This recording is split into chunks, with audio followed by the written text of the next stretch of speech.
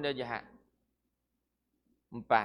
Kelima, tak cukup lagi pada tu. Allah Ta'ala rantai pula syaitan. Tu dia, tuan-tuan. Rantai lagi pula pencetus kepada dosa manusia ni. Setan ni umpama kunci ya, kunci. Kalau satu kereta, kunci dia. Kunci tu baru boleh start enjin. Ada kunci baru boleh start enjin. Kalau kunci tu dicabut, enjin tak hidup. Betul tak? Kita 11 bulan sebelum Ramadan ni, kunci duk start je. Enjin duk hidup je. Tak ada prevention. Tak ada security. Setan duk ganggu kita ni, duk hidupkan nafsu, hawa nafsu kita ni. Tapi bila masuk bulan Ramadan, Allah Ta'ala cabut kunci tu. Maknanya Allah tarik kunci tu. Jadi enjin tak hidup. Bila enjin tak hidup, gear free, apa jadi kereta tu? Contoh, kita bawa kereta 180 km sejam 11 bulan sebelum ni. Bila masuk Ramadan, sampai zon mati enjin, free gear. Kalau tanya pensyarah Fakulti Mechanical dan Engineering, dia tahu apa akan jadi kereta tu. Kereta tengah laju, tiba-tiba mati enjin, free gear. Kereta tu laju tak lagi? Laju. Tetapi kelajuan dia semakin perlahan. Sikit, kuih slow. Minggu pertama, 10 hari pertama, tak ada apa lagi. Enjin duk panas lagi. Masih duk laju lagi. 10 hari kedua, baru nak slow sikit. 10 hari ketiga, baru nak berhenti. Masuk raya. Tak ada apa. Masuk balik kunci, start balik, tekan balik enjin. 200 km sejam. Tambah lagi 50, 20 lagi tambah. Bungkus. Sebab itu, Nabi kita suruh memanfaatkan sebaik-baiknya bulan Ramadan ini untuk mendidik diri kita dan membasuh diri kita akan segala dosa-dosa. Allah lunggukkan segala kebaikan dalam bulan Ramadan ni. Dalam bulan ini jugalah tuan-tuan Allah turunkan Al-Quranul Karim. Kitab manual manusia. Kalau peti ais di rumah tu ada manual dia. Kalau tak ada manual kita tak erti nak guna. Mesin basuh contohnya. Tak ada manual kita tak boleh guna. Kita tak erti lah canggih-manggih lah ni. Electrolux lah, Mitsubishi lah macam-macam. Kalau tak ada buku rujukan kita tak boleh guna. Cina yang hantar tu pula, dia bukan dia main hantar terus balik. Dia hantar, dia buka kotak tu, dia buat keluar buku tu, dia nanti cerita kat kita. Haji, sini mari. Nak tunjuk. Dia cerita kat kita satu. Ini butang ni lagu ni. Butang ni basuh. Butang ni kering. Butang ni gini. Butang ni gini. Oh. Kita reti tak? Kita reti lah nak guna lepas tu. Pasal ada buku manual dia. Begitulah juga Nabi kita SAW. Nabi kita umpama Cina tu. Kitab manual manusia Quran. Nabi dia ajak kita Quran 30 juzuk. Cerita bagaimana manusia nak hidup atas dunia. Tu dia. Kan. Itu kerja Nabi kita SAW. Jadi Allah Ta'ala rantaikan syaitan untuk nak bagi peluang lagi kepada manusia ni supaya jadi baik. Sebab itu Nabi kata celaka. 3 kali Nabi kata kepada orang yang apabila berakhirnya Ramadan Allah tak ampun dosa dia. Celaka sungguh orang ni Nabi kata. Dia tak reti nak manfaatkan sebaik-baik bulan dalam Islam ni sebulan, setahun. Ada satu bulan saja yang paling baik. Itu pun kalau dia tak boleh jadi orang baik juga dalam bulan tu memang celaka sungguh dia ni. Itu seolah-olahnya begitu. Jadi sebab itu kita bila nak masuk Ramadan ni kena betul-betul buat persediaan. Jangan nak bersedia macam nak pergi haji ya, baru nak bersedia beli apa kelengkapan apa semua kelengkapan. Nak pergi haji. Ya, memang nak beli kelengkapan juga dan nak pergi haji kena belilah kelengkapan. Tapi Ramadan ni tuan-tuan, antara rukun Islam yang kita nak kena buat persediaan juga. Kerana dia mesti setahun sekali. Haji pun setahun sekali juga. Tapi semayang hari-hari. Zakat setahun juga. Nah? Jadi Ramadan ini adalah satu bulan yang amat penting. Kemudian yang kelimanya Nabi kata, di dalamnya ada satu bulan yang lebih baik daripada 1000, dalam satu malam yang lebih baik pada 1000 bulan. 1000 bulan ni maknanya umur seseorang itu 80 tahun 4 bulan. Solid ibadat kepada Allah. Nabi SAW kata umat aku antara 60 dengan 70. Pendek umur. Umat yang paling pendek umur umat Nabi SAW. Tetapi amalan umat Nabi ni kalau dilaksanakan dengan sebaik-baiknya, dia seolah-olah hidup ribuan tahun. Siapa dia ribuan tahun? Pak Imam umur berapa? 60? 65? Ada? Tak sampai lagi? 65? 70 dah? Okey, 70. Tolak 15. Katalah umur 50. 50 tahun Pak Imam. Tiap-tiap tahun dapat malam Lailatul Qadar. Contoh kan? Contoh. 50 tahun kali 80. Berapa?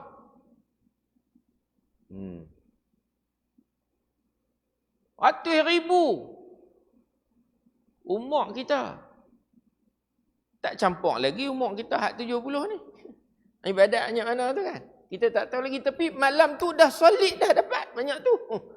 Sebab tu untung kita tu. Sebab tu Nabi suruh taharrau Lailatul Qadr fi 10 awakhirin min Ramadan. Nabi kata, cari bulan, cari malam Lailatul Qadar di 10 akhir Ramadan.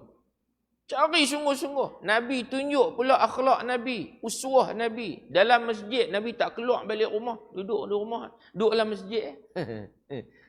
Tapi kita hak pencen boleh. Hak kerja macam kita tu no. Mana boleh, kena pergi kerja. Nak duduk saja, ya, masjid tak boleh. Kan? Tapi, manjada wajada. Siapa yang nak, dia dapat. Tak semestinya. Ada seorang jemaah saya di Kuala Lumpur dulu. Dia sanggup ambil cuti 10 hari, tuan-tuan sekalian. Dia sanggup ambil cuti 10 hari untuk dia beriktikaf di masjid. Tak cuti 10 hari. Anak dia main hantar makanan di masjid. Duduk di masjidnya. Macam masjid kita. 10 akhir Ramadan, masjid sediakan sahur. Makan tengah hari. Cukup lah. Kan? Sarapan pagi, mampu pegang. Makan tengah hari, sahur. Cukup lah. Tapi nak lagi baik, sarapan. Pukul 7. Mentong pula, pukul 10. Tengah hari, mangan. Kan? Pukul 4, minum pula. Lepas Isya, makan malam. Tarawih, moreh. Pagi esok sahur. 7 kali makan. Nak galakkan orang main masjid. Nak galakkan orang beriktikaf. Masjid saya Kuala Lumpur dulu. Tuan. Kutipan 150,000 dalam bulan Ramadan. Semua yang memberi sumbangan nak dihabiskan 150,000 tu dalam bulan Ramadan tu juga. Kalau tak boleh habis, kena bawa ke tahun depan. Tu dia. Tuan-tuan tahu satu hari belanja berapa? Masjid Sabah ni kalau buka puasa, semalam berapa ringgit? Ada 300. 1,000 ada no? 1,000 ringgit. Sabah Uni. Masjid kami, dulu 6,000 satu hari. Makan beridang. Berebut catering, tuan-tuan. Nak ambil job. 10 hari, 10 hari, 10 hari. 3 catering. Berebut sampai berkelahi pun dah. 6,000 sehari.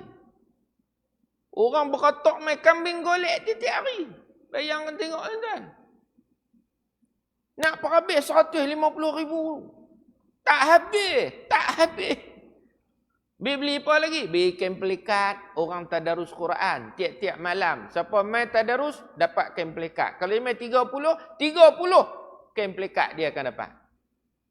Nak pergi habis 150,000. Ni cerita orang ada duit lah. Nah, orang ada duit lah, tak ada duit buat ke mana, kan? Banyaknya orang nak menyumbang. Begitu nak keberkatan bulan Ramadan. Kemudian Nabi kata lagi, barang siapa yang tidak mendapatkan kebaikan dalam bulan Ramadan ni, berarti dia telah benar-benar terhalang daripada kebaikan di sisi Allah Subhanahu wa ta'ala. Itu yang Nabi kata celaka. Bila akhir Ramadan Allah tak ampun dosa. Allahu akbar, tuan-tuan. Kita pun tak boleh fikir macam mana boleh bulan puasa pun dia tetap dengan amalan maksiat dia juga. Sebab apa tuan-tuan sekalian? Inilah kelemahan yang ada pada diri manusia. Tak cukup kalau kita tak buat persediaan awal sebelum menempuh Ramadan.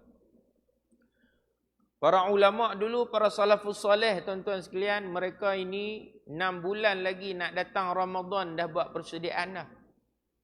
Kita esok lusa masuk Ramadan, besok bulan puasa pun kita kadang terlupa lagi. Loh, puasa dah kah? Tak ada persediaan kita. Mari kita nak tengok. Apakah persediaan yang perlu kita laksanakan? Pertama, banyakkan berpuasa di dalam Rejab dan Sya'ban. Banyak puasa, belajar puasa. Dalam hadis Sayyidina Usamah bin Zaid ditanya Nabi, ya Rasulullah, kenapa engkau selalu banyak berpuasa di dalam bulan Sya'ban ni berbanding dalam bulan-bulan yang lain? Bukan Ramadan lah, Ramadan tu memang 30 hari dah. Lain daripada Ramadan, dalam Sya'ban ni paling banyak Nabi berpuasa. Kata Nabi, sesungguhnya di antara Rejab dan Ramadan itu adalah di waktu mana manusia banyak lalai daripada ingat Allah. Ni bulan ni lah ni tuan-tuan. Manusia banyak lalai daripada mengingati Allah. Lalai apa? Lalai daripada nak mempersiapkan diri untuk menempuh Ramadan. Kita ni kalau tak buat persediaan awal macam mana? Last minute nak periksa esok, hari ni baru nak baca buku. Macam mana kita nak boleh jawab soalan? Tak boleh punya. Sebab tu kena baca buku bagi awal. Buat persediaan awal. Kan? Kena buat persediaan awal sebelum masuk Ramadan. Begitu. Nabi kata, di antara Rejab dan Ramadan, tengah-tengahnya adalah bulan di mana manusia dilalai. Banyak lalai manusia pada bulan ni. Bulan ni lah orang nak buat kuih raya. Bulan ni lah orang nak cari baju raya. Bulan ni lah orang nak planning cuti raya. Raya. Dia langkau Ramadan tu. Bulan puasa tu tak sebut pun. Raya tu dia sebut dulu. Padahal raya bukan ada apa pun. Ramadan tu yang paling utama. Kita duk fikir raya dah. Puasa dak lagi duk fikir raya dah. Tuan. Allahu Akbar. Ini kelalaian yang berlaku. Pedulikanlah tuan-tuan sekalian. Benda-benda dunia tu. Kita nak Ramadan ni, kita nak bulan puasa ni, bulan yang terbaik untuk kita. Jangan lalai daripada ingat Allah Ta'ala. Saya pesan untuk diri saya lah. Terutamanya. Dan tuan-tuan yang mendengar. Sama ada tuan-tuan nak buat ke tak buat ke, itu bukan kerja saya. Nampak? Tapi kita bagi tahu. Ini matlamat yang sebenar-benarnya. Ramadan datang untuk membentuk sifat manusia yang senantiasa berdosa supaya mereka dapat menjadi insan yang terpilih, yang dipilih oleh Allah Subhanahu wa taala. Begitu. Yang keduanya tuan-tuan, kita kena mengulang kaji semula ilmu-ilmu ataupun pengetahuan tentang ibadat puasa. Kan? Kena ulang balik. Apa makna puasa? Puasa itu makna menahan diri. Menahan diri daripada apa? Menahan diri daripada makan dan minum di siang hari dan perkara-perkara yang boleh membatalkan puasa. Yang tu. Kemudian martabat orang berpuasa ni dia ada 3. Martabat orang awam, orang khususul khusus. Martabat orang awam macam kita ni lah, tak makan tak minum tu je. Martabat yang kedua bukan cakap tak makan tak minum, tapi dia berpuasa 7 anggota. Mata, telinga, tangan, kaki, mulut, kemaluan, semua dia berpuasa. Tangan tak pegang benda haram, mata tak tengok benda haram, telinga tak dengar benda-benda yang haram, kaki tak melangkah ke tempat-tempat yang haram. Itu martabat orang puasa. Martabat yang ketiga, selain tak makan tak minum di siang hari, dia menjaga 7 anggota, dia juga berpuasa hatinya. Hati pun puasa. Puasa daripada mengingati benda lain selain Allah Subhanahu Wa Taala. Hati ni. Dia kalau hati ni terlalai saja 1 saat, 2 saat, 3 saat daripada ingat Allah, dia rasa dia dah banyak berdosa dah kepada Allah. Ini martabat ni puasa di kalangan para nabi dan rasul alaihi wassalatu wassalam. Kita tak mampu buat. Yang pertama memang 99% lah. Martabat yang pertama. Martabat yang kedua ada. Kata Piramli, jarang-jarang. Kan? Kita ni bulan puasa ni yang bezanya tak akan tak minum ya. Aktiviti hari-hari duk buat selalu. Drama Korea. Gambar Hindustan. Hari-hari duk tengok. Sementara duk tunggu masuk buka puasa tu, cerita apa nama? Korea ke apa duk layan bagui punya tunggi langgang apa semua kan. Tak tutup aurat apa semua. Ya seronok tak kira lagi nak buka puasa. Habis macam tu je pahala. Mata ni tak jaga. Nampak lagi? Payahlah tuan. Payahlah kalau kita nak buat sungguh-sungguh, nanti orang kata kita ekstrim pula. Kan? Tapi itulah sebenarnya tuan-tuan. Gitu nah. Kemudian disebut lagi kita yang ketiganya, kita disuruh membaca kembali kelebihan-kelebihan bulan Ramadan. Aisyah ukur apa? Imam? 8.20. Nak sudah. Ngam lah. Membaca kembali kelebihan-kelebihan bulan Ramadan. Antaranya, man shama ramadhana imanan wa ihtisaban ghufira lahu ma taqaddama min dhanbihi. Man qama ramadhana imanan wa ihtisaban ghufira lahu ma taqaddama min dhanbihi. Nabi kata, siapa yang berpuasa dengan penuh keimanan dan mengharapkan ganjaran daripada Allah, Allah ampun dosa dia. Dan siapa yang bangun melaksanakan amal soleh di malam hari dan di siang hari ataupun di malam hari, dia kata qama tu bangun malam dengan penuh keimanan dan mengharapkan ganjaran Allah, Allah Taala akan ampun dosa dia. Begitu. Banyak lagi hadis-hadis yang lain yang menerangkan tentang kelebihan-kelebihan bulan Ramadan. Begitu. Selain daripada kita sebut tadi, ditutup pintu neraka, dibuka semua pintu syurga. Dan pula di dalam Ramadan ini ada satu malam yang lebih baik daripada 1000 bulan. Jadi kita kena pastikan kita berada pada malam tersebut. Macam mana? Bermula daripada 2 hari bulan ni malam sampailah 2 hari bulan Mei malam, jangan kita tinggalkan solat maghrib, isya dan subuh secara berjemaah. Tinggal semayang zuhur, asar boleh. Macam tu kah? Ada orang buat lagu tu. Lepas subuh dia tidur, dia jaga maghrib, kau puasa. Lohor asar langgar. Ada makhluk macam tu. Buat yang wajib, tinggal yang wajib. Neraka lah tempat dia, tuan-tuan. Kalau tak bertobat, neraka lah tempat dia. Pastikan maghrib, isya dan subuh kita berjemaah di masjid. Dan doa yang Tok Imam mesti baca pada tiap-tiap malam Ramadan. Nak kena peringat balik no? Doa kan? Ingat tak lagi doa? Allahumma inna nas'aluka ridhaka wal jannah, na'udzubika min sakhatika wan nar. Allahumma innaka 'afuwun karim, tuhibbul 'afwa fa'fu 'anna.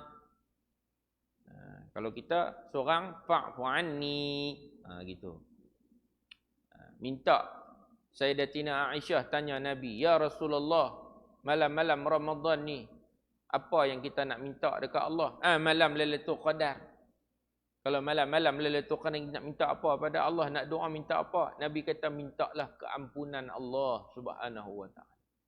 Allahumma innaka 'afuwun karimun tuhibbul 'afwa fa'fu 'anni.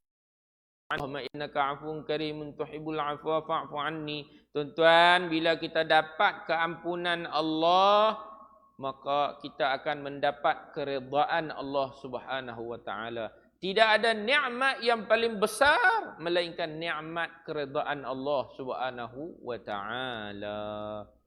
Kita masuk syurga bukan dengan amal kita. Termasuk juga Nabi kita sallallahu alaihi wasallam ditanya, termasuk engkau juga ya Rasulullah? Naam, Nabi kata. Aku pun masuk syurga bukan pasal amalan aku, tetapi dengan rahmat Allah Subhanahu wa taala. Dan Nabi memang ahli syurga dah. Jadi kita nak masuk syurga kena ikut cara Nabi. Tak ikut cara Nabi dan cara para ulama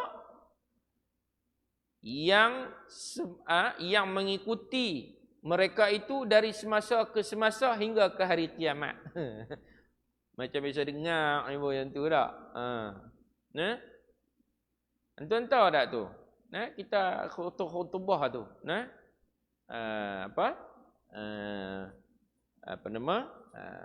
Kita doa supaya mereka itu dan juga mereka yang mengikuti mereka itu, siapa dia? Para nabi, para sahabat, para rasul semua itulah. Dan mereka yang menuruti mereka itu dari semasa ke semasa hingga ke hari kiamat. Itu kita doa tu bukan untuk Rasulullah, para sahabat ya. Kita doa semua orang yang ikut Nabi, ikut sahabat dan ikut jalan Nabi dan sahabat tu, selagi mana kita ikut, kita doa untuk diri kita dan juga semua orang. Itu. Kan? Azan dulu, nanti kita sambung sikit lagi insya-Allah.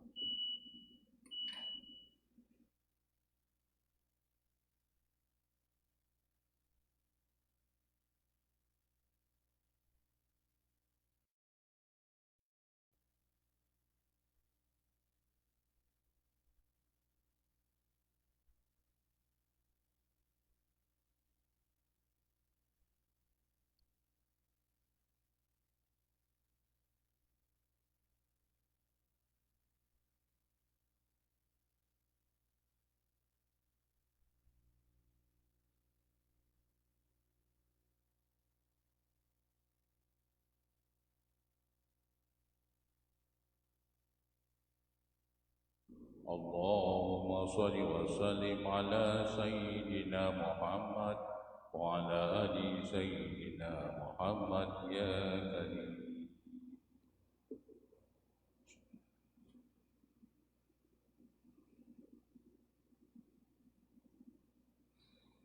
Allahu Akbar.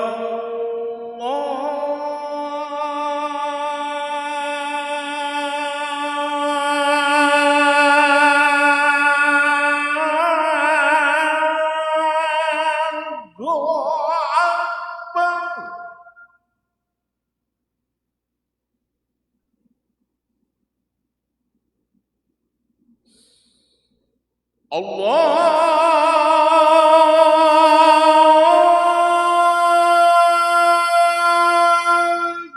Akbar.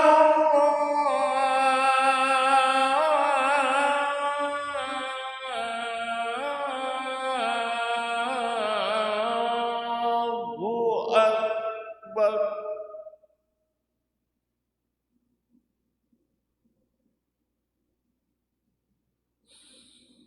Asyhadu an la ilaha illallah.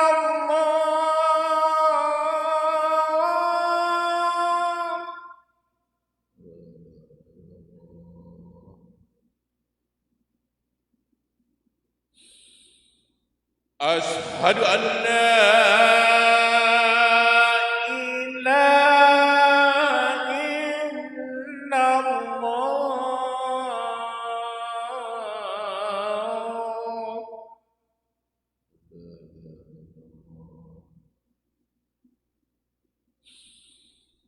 Asyhadu anna Muhammadar Rasulullah.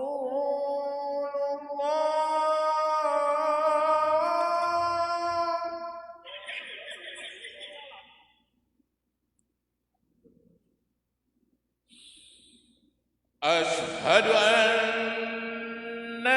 Muhammadar Rasulullah.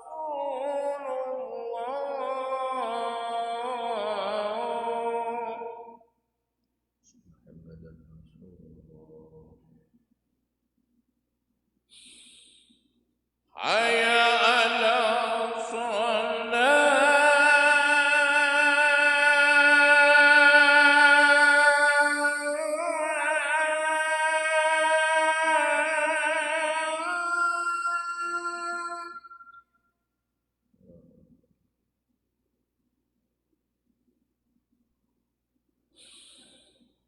Hayya 'ala shalah.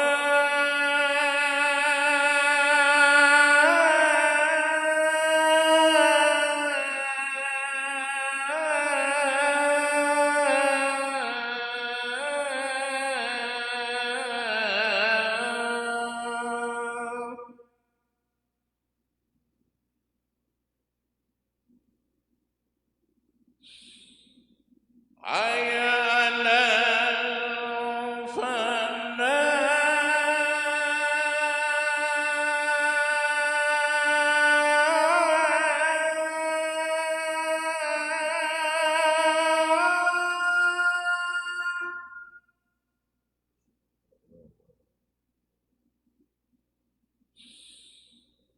Hayya 'alal falah.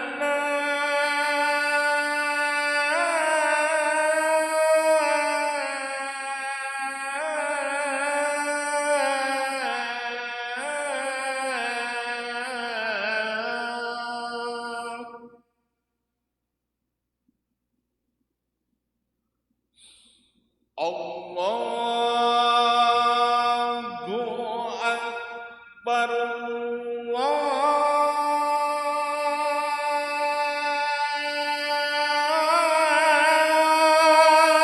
Allahu Akbar. La ilaha illallah.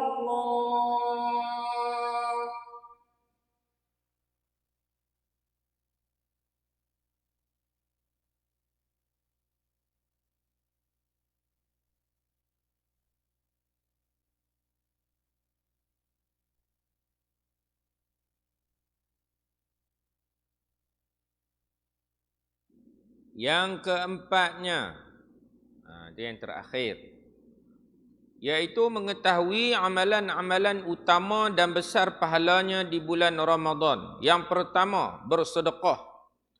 Karena dalam hadis Nabi SAW diriwayatkan bahawa kedermawanan Nabi SAW pada bulan Ramadan melebihi angin yang berhembus. Tu dia. Sebab tu Nabi kita ni tak ada apa tuan kat dia. Tak ada apa. Apa ada dalam rumah dia orang main minta semua dia bagi. Tak ada. Bulan puasa lagi laju Nabi bagi. Kita tak boleh lah buat macam tu tak kah? Tak mampu kita jadi lagu tu. Kita ni lemah tuan-tuan. Kita lemah, kita tak mampu nak buat cara Nabi. Kita tahu cara Nabi itu yang terbaik tapi kita tak mampu. Cuma kita ada perasaan kalau boleh nak jadi macam Nabi, itu pun sudah memadai dah bagi kita. Kita dah seronok dah nak jadi macam Nabi. Tapi hakikatnya kita payah nak jadi macam tu. Tak apalah. Itu akhlak Nabi kita sallallahu alaihi wasallam. Dan juga pada malam-malam Ramadan itu Sayyidina Jibril selalu turun kepada Nabi dan mengajarkan Nabi akan Al-Quran. Daripada sinilah maka kita menjadi sunnah pada malam-malam Ramadan kita bertadarus Al-Quran. Bertadarus Al-Quran ni tuan-tuan disebut sini Jibril datang mengajarkan Nabi akan Al-Quran. Mengajar dan membaca Al-Quran dalam bulan-bulan Ramadan. Saya nak cadang tuan-tuan. Malam-malam Ramadan ni sambil bertadarus tu ajaklah sama Quran tu, bacaan bagi betul. Jangan duk kira nak khatam Quran 30 juzuk tapi tajwid kelang kabut, intang pukang habis semua. Tak ada makna apa-apa tuan-tuan. Bebek kita buat kelas tajwid mengaji Quran. Lagu tu ada naqib dia yang duk pantau selalu bacaan orang-orang yang bertadarus Al-Quran ni. Macam Sayyidina Jibril datang turun jumpa Nabi bertalaqi. Ada kalanya Nabi baca, Jibril dengar. Ada kalanya Jibril baca, Nabi dengar. Macam tu. Itu cara tadarus Al-Quran macam tu. Kan? Habis kita macam tu. Baca satu muka, orang lain baca. Orang pertama ada 10 orang. Orang pertama baca satu muka. Orang pertama dah habis baca, orang kedua baca, orang pertama keluar pergi ngeteh elok. Lagi dah habis kat 9 orang baru masuk. Baca pula muka lain-lain pula. Tak betul lah tu. Kadang ada tidur pun ada. Lepas baca tu nak tunggu hak ke 10. Terlentang. Sepatutnya caranya yang betul. Setiap orang baca tu, setiap orang kena memerhatikan bacaan setiap orang. Bukan milari lagu tu je. Itu cara dia yang betul. Kadang-kadang kita nak memperbetulkan sedikit teknik dia tu. Semangat nak baca tu ada-ada, tapi teknik tak kena. Teknik tak kena, tak ada makna juga tuan-tuan. Begitu. Yang keduanya, menjamu orang berbuka puasa. Yang ni besar pahala tuan-tuan. Jamu orang buka puasa. Di masjid kita ada tak buka puasa tiap malam kah? Tiap malam insya-Allah. Buat tuan-tuan, sedekah. Bagi makan orang yang berbuka puasa ni besar pahalanya dan tidak mengurangkan puasa orang yang memberi dan orang yang berbuka. Sama yang dapat pahala Allah bagi. Macam di Mekah tu. Sampai nak tercabut kepala bau. Lepas duk tarik suruh buka puasa. Kita ingat nak nyambut barang ni. Mana barang ni? Buah kurma 2 biji. Tes cawan kecil tu lah. Allah. Kena pergi cari juga barang ni. Kan? Sebab apa? Mereka nak mengambil barakah orang berbuka puasa tu. Daripada sumber rezeki mereka sendiri. Tu pahala banyak. Itu cerdik. Kan? Jadi kita di sini janganlah buat jamuan buka puasa kurma 2 biji je. Kan? Kena buat si ambeng. Kan? Baru ramai-ramai. Ini kurma 2 biji je. Siapa pun tak mau mai. Kan? Itu budaya masyarakat kita macam tu. Tapi kalau dari sudut syar'inya memang dah dapat pahala dah. Walaupun 2 biji ya kurma. Tapi tak syok. Kemudian, bila kita berbuka puasa ni tuan-tuan, seeloknya kita makan bagi habis, baru sembahyang maghrib. Makan bagi habis sebelum bayar maghrib. Kalau nak bagi makan sikit nak sembahyang maghrib, makanan berat jangan duk tayang dekat orang buka puasa tu. Lauk biryani ke, lauk ikan kambing golek ke, itik golek ke apa ke, jangan duk hidang lagi. Hidang buah kurma ya dulu dengan ayam teh sikit je dulu. Baru suruh sembahyang. Saya dia tak nampak benda tu, orang tengah perut lapang tuan-tuan. Buka puasa nampak ikan tergolek situ dengan gulainya, dengan apa semua situ. Agak-agak tuan-tuan orang suruh masuk sembahyang, lan sembahyang lagi ingat apa? Kan tak tahulah kot tuan-tuan khusyuk, tak ada masalah lah, ni hak ramai tak khusyuk ni. Dengar pula dengar di belakang tengah sembahyang tu. Tinggal salam ya ni. Sudah. Langsung bagi salam. Zikir apa-apa pun tak dah. Lepas luar cari. Takut habis lauk. Nampak? Kalau tanya Syekh Abu Zaki, dia suruh buka puasa dulu. Kita lebihkan sikit masa, lewatkan sikit maghrib tak apa. 15 minit baru sembahyang maghrib. Gitu. Jadi semua orang dapat memberi tumpuan dalam solat. Khusyuk dah, tak fikir apa dah lah, dah kenyang perut kan. Tapi tak semestinya juga. Tak semestinya juga. Tapi tak apalah. Kan? Begitu. Saya mengambil pendekatan begitu. Pendekatan bila buka puasa, makan semua dulu bagi selesai, baru kita sembahyang. Begitu. Berqiyamul lail. Qiyamul lail. Qiyamul lail. Malam. Tak payah banyak-banyak. 2 rakaat, 1 tahajud, 1 witir. Cukup. Kan? Tapi witir kita dah buat dah. Lepas isyak, lepas tarawih kita dah buat dah. Tak payahlah buat witir lagi. Pukul 5 bangun, orang rumah pun bangun. Kita sembahyang 2 rakaat, orang rumah masuk dapur buat hidangan untuk bersahur. Besar pahala. Tak perlu dia sembahyang sunat orang rumah. Tu dia kan. Ni kena panggil muslimat juga kuliah nanti. Nak beritahu kat mereka bulan puasa ni. Kadang dia sembahyang sunat tu sampai la ilaha illallah. Masak apa pun tak. Laki dia bangun, buka tudung tengok apa pun tak ada. Lah nak buka puasa ni, nak sahur apa? Buat apa? Sembahyang sunat. Berdosa tuan. Sembahyang dia tak dikira Allah Taala. Tak.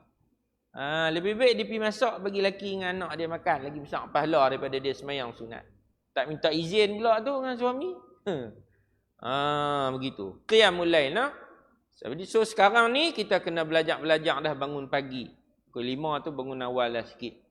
Sebelum nak masuk Ramadan. Sebab kita membiasakan diri kita. Solat tarawih. Solat tarawih 8 rakaat boleh. 20 pun boleh. 30 rakaat pun boleh. Tak mau buat langsung pun boleh. Tak ada masalah. Kan? Bertadarus Al-Quran. Bertadarus Al-Quran. Semua ni tuan-tuan tak sunat buat di tak disuruh buat di masjid. Amalan-amalan sunat ni lebih baik buat di rumah daripada di masjid. Tapi oleh kerana kita nak mengambil pahala iktikaf, dapat pahala lebih, buatlah di masjid. Tetapi amalan-amalan sunat ni terutamanya di dalam Ramadan ni banyaknya buat di rumah. Qiyamul lail pun di rumah, solat tarawih pun di rumah, baca Quran pun di rumah, qiyamul lail pun di rumah. Tu. Sembahyang fardu ya di masjid. Boleh. Sembahyang fardu ya di masjid. Dan yang terakhirnya menuntut ilmu pengetahuan. Hak ni nak sebut ni. Kita budaya masyarakat kita di Malaysia bila masuk bulan Ramadan semua mengaji cuti. Kan?